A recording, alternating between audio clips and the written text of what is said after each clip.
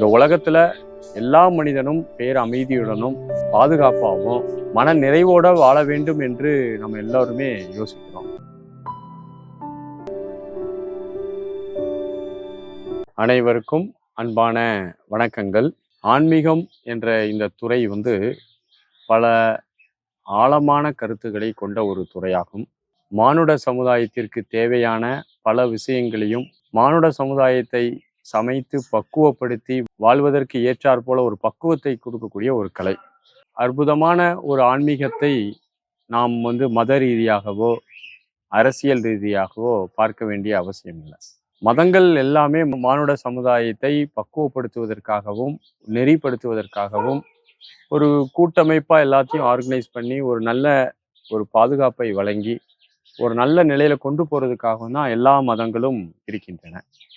ஆன்மீகம் என்பதும் எல்லா மதங்களுக்குள்ளேயுமே இருக்கதான் செய்யுது. இந்த உலகத்துல எல்லா மனிதனும் அமைதியுடனும் பாதுகாப்பாகவும் மன நிறைவோட வாழ வேண்டும் என்று நம்ம எல்லாருமே யோசிக்கிறோம். இப்படி எல்லாருமே நம்ம மன நிறைவோடவும் பாதுகாப்பாக வேண்டும் சொல்லி ஒவ்வொருவரும் யோசிக்கிறோம். ஒவ்வொரு மனிதனும் அமைதியுடனும் பாதுகாப்புடனும் வாழ்வதற்கு எல்லாருமே ஆசைப்படுறோம். அதுல யாருக்குமே எந்த விதமான டவுட் இல்லை. அதுதான் தேவையும் கூட. இந்த தேவையை நிறைவேற்றி கொள்வதற்காக மானுடன் வகுத்து கொண்ட பல்வேறு விஷயங்கள், கோட்பாடுகள், நம்பிக்கைகள், சித்தாந்தங்கள், தத்துவங்கள் எல்லாம் மதங்களிலும் சுற்றியுள்ள இடங்களிலும் இருக்கின்றன. இப்படிப்பட்ட ஒரு சூழ்நிலையில மனித சமுதாயத்தை பக்குவப்படுத்துவதற்கு என்று நமக்குன்னு ஒரு கலை இருக்குது அப்படின்னா அது ஆன்மீகம் என்ற கலை. அது மத சாயமோ அரசியல் சாயமோ பூச வேண்டாம். அது ஒவ்வொரு மனுடனுடைய மனதை பக்குவப்படுத்துவதற்கான ஒரு வகையான உளவியல் அணுகுமுறையில இருக்கக்கூடியது. ஒரு பக்தியாக இருந்தாலும் கூட அந்த பக்தியில போய் அவன் அமைதியா நின்று அந்த சிலையை வழிபடுகின்றான். அந்த சிலையை வழிபடும் போது சில கணப்பொழுது அவனை அறியாமல் அவனுடைய மனமானது ஒருமித்து நிற்கிறது.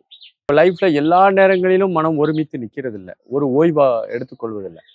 மனதினுடைய இயல்பை குறித்து நாம் ஆராய்ச்சிகள் எல்லாம் மேற்கொண்டோம்னா நமக்கு தெரியும். மனதினுடைய இயல்பு என்னவாக இருக்கிறது என்றால் அவனுக்குள் சதாகாலம் இயங்கிக் கொண்டிருக்கக்கூடிய ஒன்றாக இருக்கிறது. பகல் பொழுதில் நினைவுகளாகவும் இரவில் கனவாகவும் மனமானது சதா ஓடிக்கொண்டும் உழைத்து கொண்டும் சிந்தித்து கொண்டும் காட்சிப்படுத்தி கொண்டும் இறந்த எதிர்காலங்களை அசை போட்டு கொண்டும் இருக்கிறது. அப்போ மனிதனுக்கு சற்று ஓய்வும் ஒரு இளைப்பாறுதலும் தேவைப்படுகிறது. மனித மனதிற்கு தேவைப்படுகிறது. அப்படி மனித மனதிற்கு ஒரு சின்ன ஓய்வு, ஆழ்ந்த ஓய்வு கொடுக்கும்போது அந்த ஒரு சின்ன பிளாட்ஃபாரத்தில் அது ஒரு ஓய்வு எடுத்துக்கொண்ட பிறகு அதுக்கு பிறகு அதனுடைய இயக்கம் இன்னும் வேற ஒரு பரிமாணத்தில் அழகாக இயங்க தொடங்கி அந்த ஓய்வு தரக்கூடிய மனதை ஓரளவு பக்குவப்படுத்தி நிலைநிறுத்தக்கூடிய ஒரு அற்புதமான ஒரு வேலையை தான் யோகங்கள், ஆன்மீகங்கள் மனித சமுதாயத்திற்கு சொல்லி கொடுத்துருக்கு. இதுல நம்ம கடவுள் கோட்பாடு, அந்த கடவுள் சரி, என்னுடைய கடவுள் சரி, உன்னுடைய கடவுள் சரி என்பதெல்லாம் மனிதன் அவன் மனதினுடைய கற்பிதத்தால் உருவாக்கி கொண்டதை தவிர மானுட சமுதாயத்திற்கு பொதுவாக தேவையான ஒன்று மனித மனம் ஓரளவு அமைதியாக இருக்க வேண்டும்.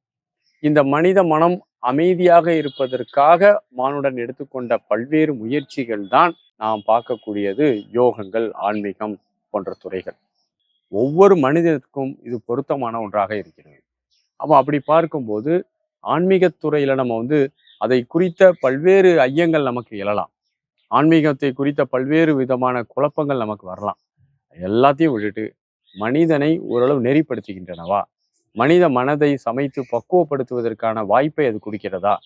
நீங்க ஒரு சிலை வழிபாடு பண்றீங்க, முதல்ல சொன்னது மாதிரி ஒரு சிலை வழிபாடு, ஒரு சிலை இருக்குது, நல்லா கண்ணை மூடி அந்த சிலையை உற்று நோக்கி நாம் கவனிக்கும் போது நாம் அந்த சிலையை நன்றாக உற்று நோக்கி கவனித்து கண்களை மூடி மனதில் மானசீகமாக அந்த சிலையினுடைய வடிவத்தை கொண்டு வரும்போது அங்கு மணி அடிக்கும் போது நம்முடைய காது என்ற புலன் அங்கு ஈடுபடும் போது அங்கு இருக்கக்கூடிய வாசனை பொருட்களின் அடிப்படையில நம்முடைய கவனம் ஈடுபாடோடு இருக்கும்போது நமக்கு என்ன ஐம்புலன்களும் அங்கு ஒருமித்து மனமும் அந்த சிலையினுடைய வடிவத்தில் ஆழ பதிந்து நிற்கும் போது ஒரு இளைப்பாறுதல், ஒரு ஓய்வு, ஒரு தாரணா என்ற யோக நிலை அங்கு நடக்கிறது. இப்படி ஒரு மன ஒருமைப்பாடை மனித சமுதாயத்துக்கு கொடுக்கணும். ஏன்னா நம்ம எல்லோருமே மனமுடையவர்களாக இருக்கிறோம்.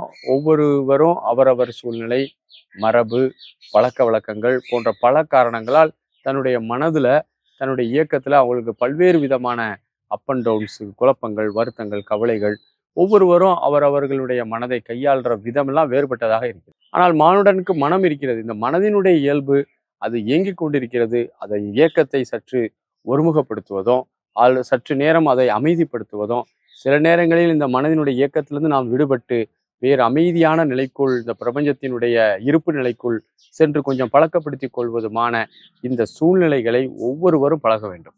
இதற்கு நான் அதாவது முதல்ல சொன்ன மாதிரி ஜாதியோ, மதமோ, இனமோ, மொழியோ எதுவுமே கிடையாது.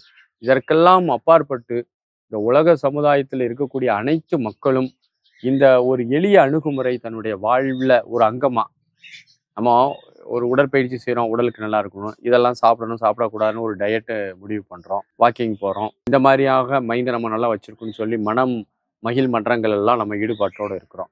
அதே போல் மனதை அமைதிப்படுத்துவதும், மனதை ஒருமுகப்படுத்துவதும், மனதை சற்று நேரம் விலக்கி இந்த பிரபஞ்ச மூல ஆற்றலோடு, பிரபஞ்சத்தின் இருப்பு நிலையோடு நம்ம கொஞ்சம் சற்று இணைத்து கொள்வதுமான பழக்கங்கள் நமக்கு தேவைப்படுகிறது. அந்த பழக்கங்கள் மானுட சமுதாயத்தை பெரும் அமைதிக்கும் பெரும் சமாதானத்திற்கும் கொண்டு வரும். ஆகவே தியானம், ஆன்மீகம் போன்றவைகள் மத சார்பற்றவை.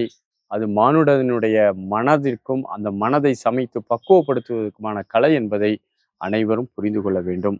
வாழ்த்துகள். நன்றி. வணக்கம்.